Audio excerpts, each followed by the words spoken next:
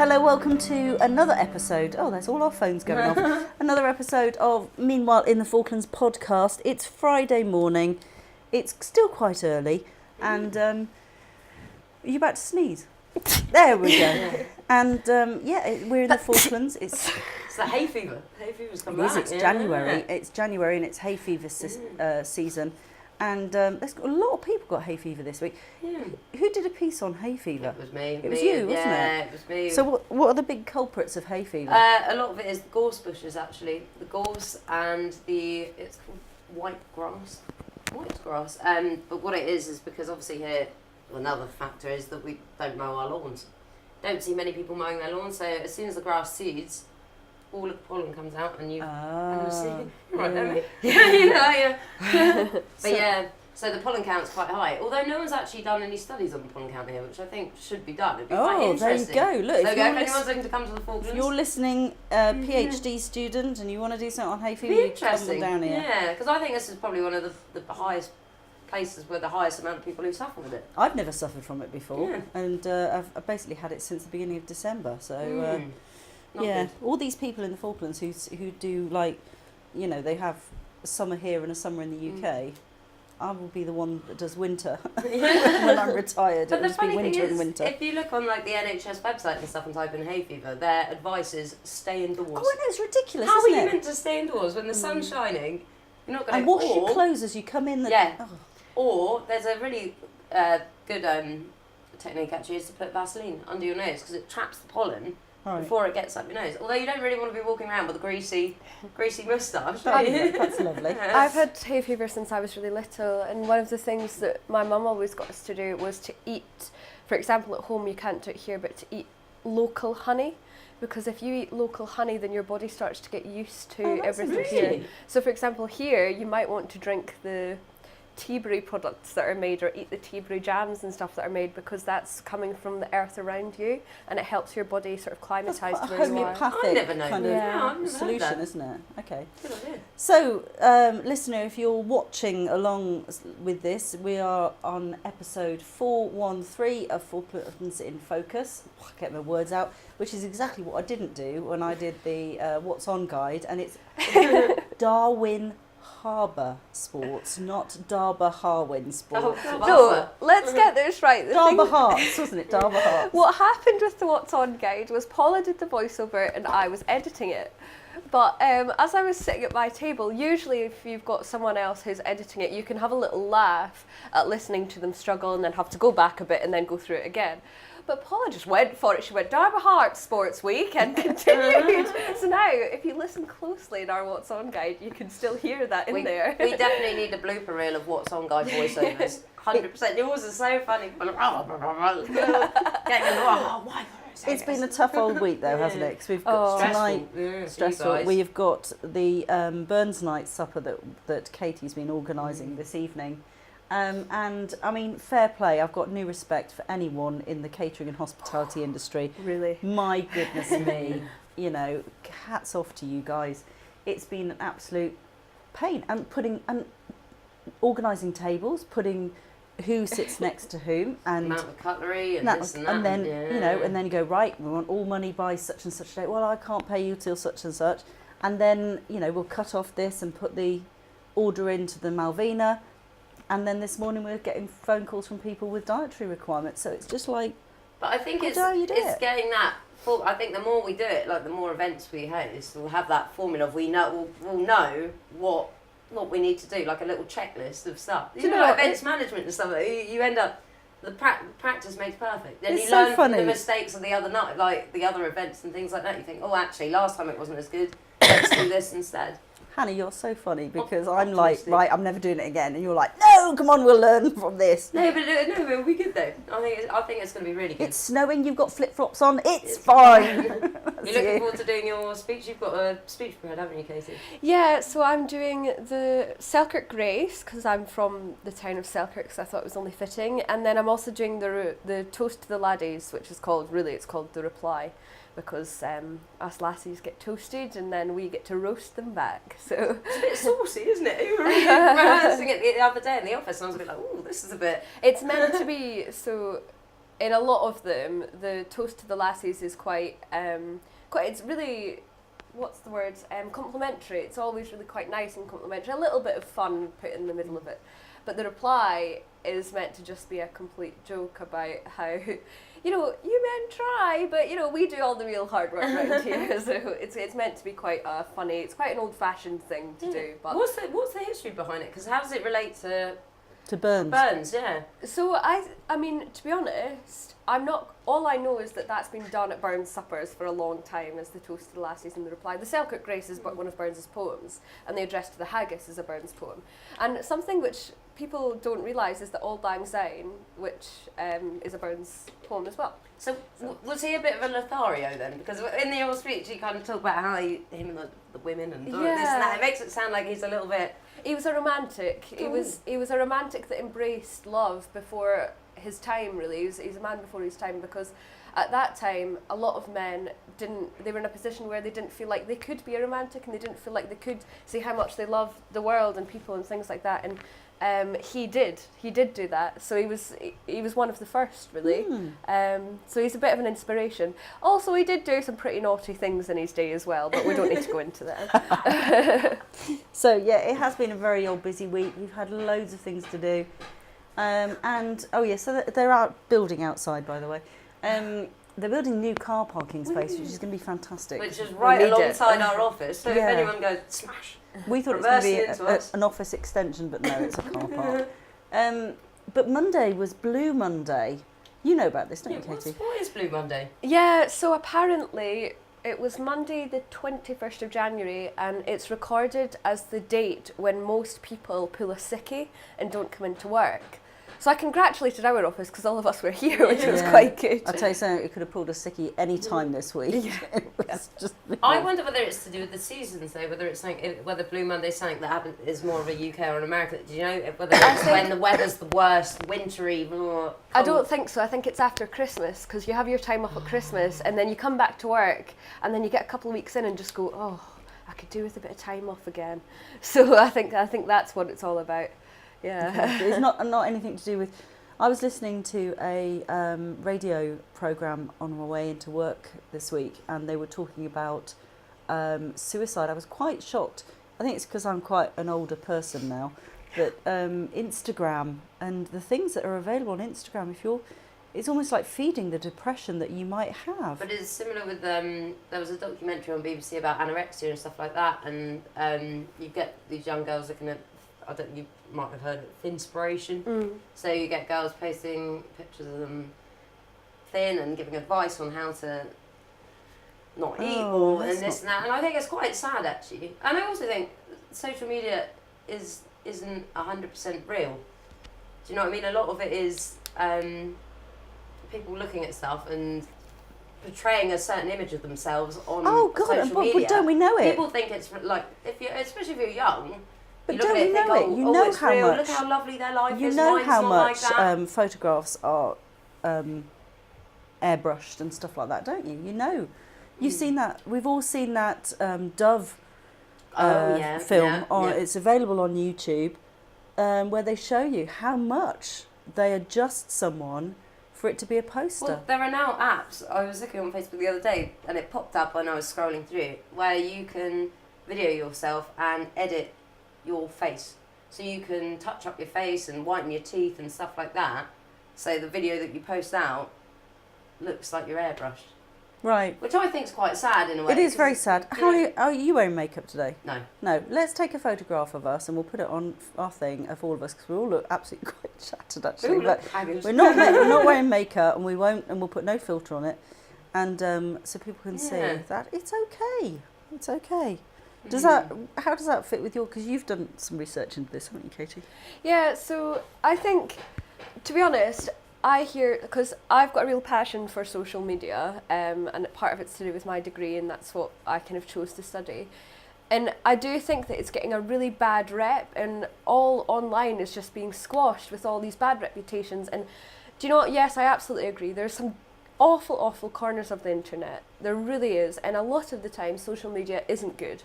But there's some really, really amazing things. For example, FaceTime is such an amazing invention, being away from your family. Imagine not having that, you know. But as well, even on social media, there's these real pushes beginning to come through that promotes really healthy body positivity. And I know for me, if I can go online, then I'll see people who maybe look like me and I'll be like, oh my god, yes, like that's totally fine. But another thing that's coming through with Instagram at the minute is there's this change starting to happen with some of the top Instagrammers, which always comes down to everyone because they kind of set the way for these kind of trends, and is that up until now we've been in this fashion of having real sort of professional looking photos on our Instagram, and it's moved away from being stories of our lives and into being this almost highlights of our lives. Whereas the top Instagrammers now are beginning to change and bring it back into being a real sort of snapshot of my life. And that's the tagline that they're using. So they're taking it on their phones, they're maybe standing up, maybe fixing their hair a little bit and then taking a picture, rather than going out and spending an hour getting the perfect lighting and using lights, that kind of thing, to get this professional looking picture. So we're almost claiming Instagram back for ourselves, and I think that is a trend that's going to filter down to the younger people. See, I think that's a good. I think that's a good thing. If it, as long as it's like, hey, look, actually, I am a real person. I do brush my teeth. I do. Do you know? In the morning? No, but silly things. Because sometimes you see with some of it, it's me going out for tea in the Ritz or blah. Do you know, like something, making out like you have a dream life, but to realise that they're actually a normal person. Have you got Instagram? Yeah, but I put a lot of landscape stuff on. I don't put photos of myself. I'm not. I don't know, I think if people want to see me, be my friend, talk to me. I know it's silly, but then talking about social media, another thing that freaks me out is Facebook and the algorithms they have in terms of the advertising that comes up on your Facebook, depending on what you click. So obviously, New Year, so when you scroll down Facebook at the moment, it's all weight loss tips, blah, blah, blah, eating healthy diet stuff. On my one, when I look, and what they can do is they can see what you've searched for in Google and pick adverts that they think will appeal to you. And then it got to the point where, and I don't know if it still happens, but Facebook were sending the data of your credentials, so based on things you've clicked on, your profile, this and that, to insurance companies. Right, so we're going to have to stop there, because if this is something you've heard and it might not be true, well, so it was on a podcast. It was on a podcast. Okay. So this isn't a real... So allegedly... It was on a BBC podcast. Still allegedly. Allegedly. But that they were starting to base different insurance quotes, like your car insurance quote, on your Facebook profile. Okay. And whether you're a certain age, this and that. I know they do that already on your age, but they could see what you clicked and think, right, okay, well, you're more likely to crash. Interesting. Or you're more likely to not, or, which I don't think... Email coming in. Data protection, I don't know, I don't think that's okay. But nowadays, Big Brother, always watching you. Gosh. Apart from here, though, that's the one thing I think is strange about it, CCTV. Oh, there's some places that got CCTV, because we had CCTV footage from a court case once. But not, you don't see it. It's not as obvious as. Do you think it's more obvious in the UK? Yeah, 100%. Did you watch that programme actually? It was before Christmas, Celebrity Hunted, where they followed celebrities and they could follow them. It's clever. Yeah. It's really clever, and it does make you think how easy it is for them to actually. Yeah. Follow you and get information on you. No. So all that developed from Blue Monday. But Sorry. Anyway, so last night, well, you didn't hang around, did you? I bought you a Shorty's takeout. Did, yeah. And you'd gone. You ditched me for. I had a hot date with Dog Poo Man. Dominic West, the Dog Poo Man. No, it was Dominic. Is a PhD student. Oh, I should have put a warning at the top of this to say we're going to be saying poo rather a lot. He's a PhD student who was down last year. Doing, he's studying hydatid. I can't say it very well. Hydatid, which is like an infection that certain farm animals and things like that get. Yeah. So he's been sampling feces from dogs previously, and I went out with him before and filmed him and watched him collecting samples, which was lovely, smelly. But he's down again, and this time he's going to do it with feral cats, apparently, and foxes. So he's got some samples from Weddell. Yeah, I was going to say, Weddell's got the Patagonian fox there, yeah. So he's going to be doing some samples from that. But the thing that I find fascinating is how he manages to collect these samples from feral cats when feral cats, if you looked at where they roam, I can imagine they go all over the place. Yeah. And how are you supposed to correspond one sample with one cat? Well, unless you catch them in the act. I would imagine there's some DNA in there as well, but he's obviously a man who knows his poo. Yeah. So it should be interesting to see what results he finds and stuff like that. But Excellent. So hopefully we'll have a story on that next week. Right, looking next week then, we've got 2 massive cruise ships in next week. On Tuesday, Celebrity Eclipse is in with 2,850 passengers on board, which is more than Stanley. None of whom are celebrities. Yeah, no, it's really quite sad, isn't it? When I read that on the board, so for the listeners, it says Celebrity Eclipse. Oh, it's my handwriting, it's dreadful. 2,850. No, I could read the word Celebrity Eclipse, but I thought it was some sort of moon eclipse that was happening, that was like involving celebrities or some kind. No, it's a board. There was an eclipse the other day, wasn't there? See, that's what I was thinking about. Yeah. Norwegian sun on Monday. I pointed out to someone else that was, because they said something about the eclipse that's obviously just happened, and I said, oh no, it's on Tuesday. Fake news there. Oh. Fake news. We're interviewing the commander of the British Forces on Monday at 9:30, so that would be an early start for. I think me and Thomas are going to go and do that, which is why I put the production meeting down to 1 o'clock. Motocross on Sunday. That should be really good. You're covering that really quite well. I like the motocross. I got into it. I must admit, I do like it. But I still want to have a go. I still haven't had a go. Okay. So I'm hoping to have a go.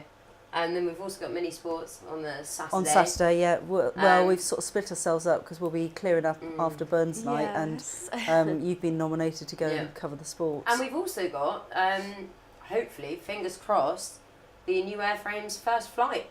Next week. Which should be good. I might see if I can try and get on it in the boot. Okay, and you're going to Pilates on Wednesday by the looks of things? No, I'm interviewing at Pilates. Oh, okay. It's for the Facebook group, so I'm interviewing Hannah McKennicky, who runs the Facebook group for the Pilates, just to find out about, because I'm doing a piece on Facebook groups down here. There's a lot of Facebook groups, aren't there is. A lot of them that start with Falkland Islands.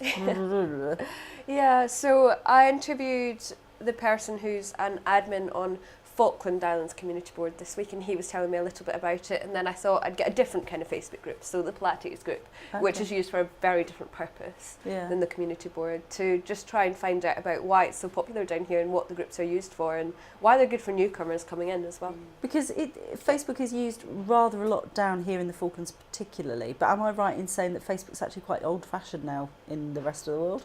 I would say, I think that's what they thought was going to happen. So Facebook and Instagram are owned by the same people, and they thought that Facebook was going to go as Instagram suddenly took off. But actually, they're for me, I use them hand in hand, because Facebook I see as a place to kind of do quite a bit of work on, just because of what we work in, but also for my family. Whereas Instagram, I use Instagram like a scrapbook, and it's a place for like being quite arty and getting my creative side out. So I think we're hoping to run some Instagram workshops, aren't you? Yeah, I hope so. I think that would be really cool, and I think people down here, once we know that they all like Facebook, once they open their eyes and kind of embrace Instagram, then I think they'd love it down here as well. And God, there's so much to take pictures of here too. I was going to say, especially with the photography and stuff like that. Did you see the light last night? The light outside as the sun went down. Lovely. It was amazing. What did you say the clouds were last night? Mammatus going down. Yeah. Mammatus clouds. Mammatus. There were some mammatus forming, but it's usually lenticular clouds here because of the hills that we've got.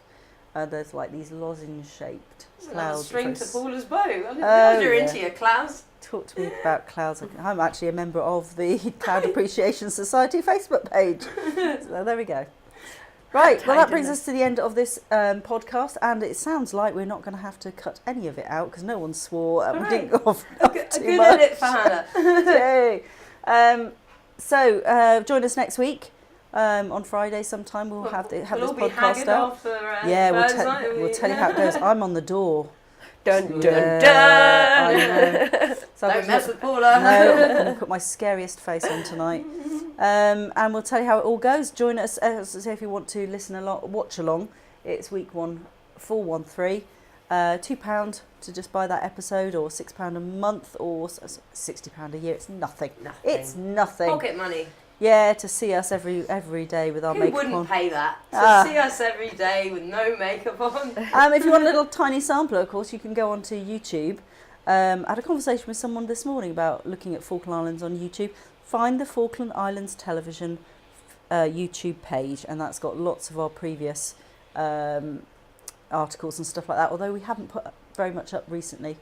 Like our Instagram though for quick updates, and you get instant videos on there. We're trying out live videos, just seeing how it goes with the internet down here, so you can get some instant updates by following us on Instagram. And don't forget to follow Rita_Seagull on Twitter. Yeah, follow me on Twitter. What? Just a little plug for myself. Yeah, so we'll see you next week. See you next week. Bye.